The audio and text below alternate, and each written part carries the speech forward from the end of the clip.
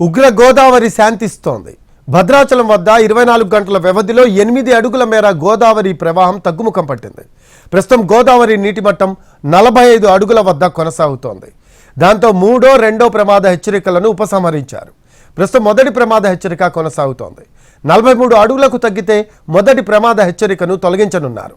దిగువన శబరి నది వేగంగా వస్తూ ఉండడంతో గోదావరికి వరద స్వల్పంగా తగ్గుతోంది.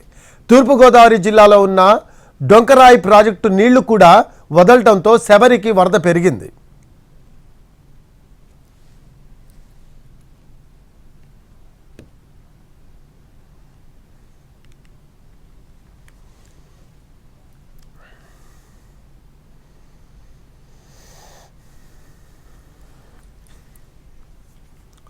గోదావరి వరద ప్రవాహం వేగంగా తగ్గుతూ ఉండడంతో విలీన మండలాల ప్రజలు ఊపిరి పీల్చుకుంటున్నారు.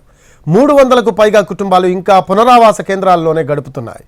మరోవైపు భద్రాచలంలోని కొత్త కాలనీ, ఏఎంసీ కాలనీల్లో వరద ఇంకా తగ్గకపోవడంతో బాధితులు పునరావాస కేంద్రంలోనే ఉన్నారు. 3 రోజులుగా పునరావాస కేంద్రంలోనే గడుపుతూ ఉన్నారు బాధితులు.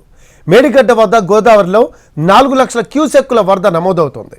సమ్మక్క సాగర్ వద్ద 8.45 లక్షలు, దుమ్ముగూడెం సీతమ్మ సాగర్ వద్ద 11.65 లక్షల క్యూసెక్కులు ప్రవహిస్తున్నాయి.